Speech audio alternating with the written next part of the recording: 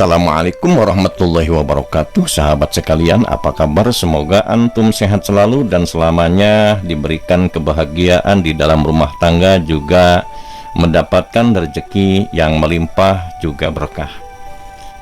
Pada kesempatan kali ini, sahabat sekalian, saya akan mengajak kepada Anda untuk belajar bertafakur, yakni mentafakuri diri kita, juga mentafakuri keadaan zaman. Dan kalau kita lihat, sahabat sekalian, kalau kita sudah bisa introspeksi di dalam diri kita, maka nanti kalau kita melihat situasi dan keadaan politik yang tersebar di opini pada saat ini, maka kita tidak akan mudah tertipu, ya. Karena memang keadaan di saat sekarang ini, bagi saya seorang manusia yang awam yang tidak ngerti apa-apa dan merupakan rakyat biasa, tentu saja merasa bingung mana yang benar juga mana yang salah, karena orang yang sedang berdebat juga terjadi adu mulut di atas itu bukan orang-orang kecil, tapi adalah orang-orang besar. Mari kita simak videonya dari awal sampai akhir, dan jangan lupa tekan tombol subscribe, like, dan share kepada teman-teman Anda. Semoga ilmu Anda bermanfaat. Terima kasih. Sahabat, lihatlah jejak leluhur kita pada masa lalu terjadi perkelahian. Salah satu contoh adalah untuk dijadikan perbandingan kepada anak cucunya di waktu sekarang ini, bahwa terjadi peperangan antara Haryang Banga dengan Ciung Wanara, yang mana kedua-duanya adalah merupakan saudara. Masalahnya sepele saja, cuman terjadi yaitu sambung ayam, ya. Siapa yang menang maka akan mendapatkan hadiah tertentu. Nah, ayam antara kepunyaan Ciung Wanara dengan Haryang Banga terus menerus beradu dengan semangat, ya, sampai-sampai berlumuran darah, dan salah satunya ada yang kalah sampai tewas. Nah, bagi yang menang, ayam tersebut tetap dia itu luka-luka, dan paling kalau dia bisa sehat kembali hanya mendapatkan makan yang kenyang, itu hadiahnya buat ayam, ya. Sedangkan bagi majikannya terjadi peperangan merebutkan hadiah tersebut. Nah, sahabat sekalian, di zaman sekarang pun jangan sampai terjadi seperti itu. Yang korban adalah rakyatnya yang tidak ngerti apa-apa, yang tidak tahu apa-apa, seperti halnya orang awam seperti saya.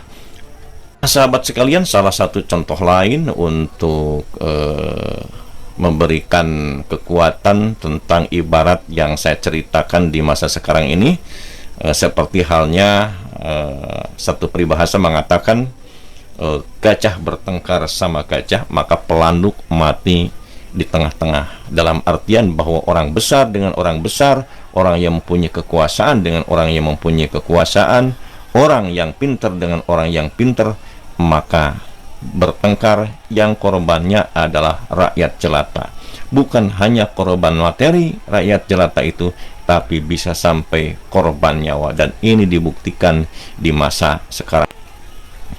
Nah, sahabat sekalian, saya berpesan kepada khususnya diri saya dan umumnya seluruh bangsa Indonesia, bahwasannya kita jangan mudah terhasut atau tersulut oleh propaganda-propaganda yang hitam, yang mana propaganda itu salah satu contoh ajaran sistematis yang bisa menggerakkan massa dengan tujuan tertentu, dan kita jangan sampai terhasut untuk berbuat yang semu ketika kita melihat seperti yang baik, ternyata isinya adalah kurang baik, bahkan mencelakakan diri, bahkan mencelakakan bangsa dan negara, dan sekaligus menurunkan martabat bangsa. Tidak ada baiknya kalau kita terus-menerus terjadi perang saudara, ya.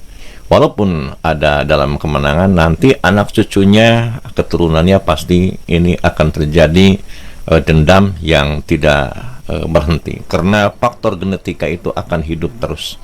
Kalau jasad manusia memang akan mati, tapi urusan roh itu akan hidup. Jangan sampai watak kita yang kurang baik, nafsu kita yang kurang baik diwariskan kepada anak cucu. Dan kita ingat, sahabat sekalian, bahwa kebaikan itu hanya ada dua, yaitu kiri dan kanan. Kalau kanan berarti yaitu benar, kalau kiri itu berarti salah. Dan kalau memang kiri dan kanan itu kelihatannya samar, maka kita harus berpikir benar-benar, bukan hanya dengan menggunakan otak, tapi otak ini harus digerakkan, yaitu dengan rasa, dengan kasih sayang, dengan pengabdian, seperti yang dicontohkan oleh baginda Rasulullah Shallallahu Alaihi Wasallam. Sebentar ngopi dulu ya, biar fresh ya. Sahabat, dalam perjumpaan kali ini saya tidak bermaksud memihak kepada salah satu pihak ya, dan saya tidak bermaksud untuk merendahkan dan menghina salah satu kaum, tetapi saya hanya berpihak kepada kebenaran. Dan janganlah kepada orang-orang yang punya kekuatan dipakai alat untuk menindas yang lemah. Karena ingat bahwa karma pala itu ada, hukuman itu ada. Jangankan di akhirat, di dunia pun akan terasa. Kalau Anda tidak percaya, silakan bacalah sejarah bagaimanakah orang-orang yang punya kekuasaan yang menindak sewenang-wenang. Maka hidupnya, jangankan kehidupan di akhirat, di dunianya pun banyak yang celaka dan banyak yang menjadi korban. Kemudian saya berpesan juga, janganlah kita membela kebenaran dengan menggunakan hawa nafsu ya.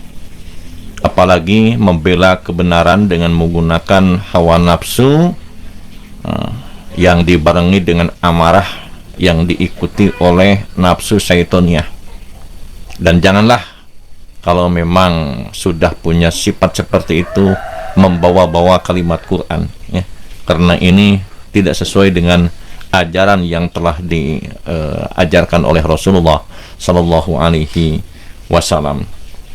Dan kalau kita punya permasalahan, fas'alu ahla zikri in kuntum la ta'lamun, maka tanyakanlah kepada ahli dzikir bagaimanakah untuk menyelesaikannya. Kita duduk bareng, kita ngopi bareng bersama untuk menyelesaikan masalah ini. Dan apabila memang ada bagian dunia ya, bagian dunia kita bagi-bagi ya, kita bagi-bagi ya, supaya memang ada keadilan. Dan selanjutnya sahabat sekalian, saya mengingatkan kepada seluruhnya, terutama kepada diri saya sendiri ya, kepada kaum bawahan, juga kepada orang-orang yang punya jabatan, juga kepada para kiai, termasuk kepada para habaib. Dari mulai sekarang, bacalah sejarah Rasulullah, bagaimanakah Rasulullah untuk menegakkan agama ya. Kembalilah kepada akhlak Rasulullah, kembalilah kepada ajaran yang telah dicontohkan oleh Rasulullah. Sungguh Rasulullah Sallallahu Alaihi Wasallam itu jangankan menghadapi orang-orang Islam sendiri, menghadapi orang kafir sekalipun, maka beliau menggunakan lintalahum, dengan menggunakan perilaku yang sangat lemah lembut. Kita semuanya harus eling lan waspada ya. Eling dalam arti kita semuanya bersama-sama untuk berzikir kepada Allah, dan waspada permanen yang tinggal. Jadi waspada permanen yang tinggal itu kita harus mengingat kepada sebab dan akibat ya, kepada sebab akibat. Akibatnya untuk diri sendiri, akibat untuk umum, akibat untuk negara dan untuk bangsa. Mari kita bela bersama. Ini artinya daripada waspada. Dan ingat pula sahabat sekalian, dengan kewaspadaan tersebut maka kita hati-hati, bukan hanya untuk kehidupan di masa sekarang, tetapi kita akan membahas yaitu anak cucu kita kelak kemudian hari nanti. Janganlah sampai diwarisi dengan contoh-contoh yang dibaca sejarah kita oleh anak cucu yang kurang baik. Sekian, mohon maaf, dan kita berdoa kepada Allah, ya Allah, semoga diri kita, semoga bangsa kita, semoga seluruh umat mendapatkan hidayah dari Allah untuk selalu bersatu dan bersaudara. Terima kasih. Billahi taufiq wal hidayah.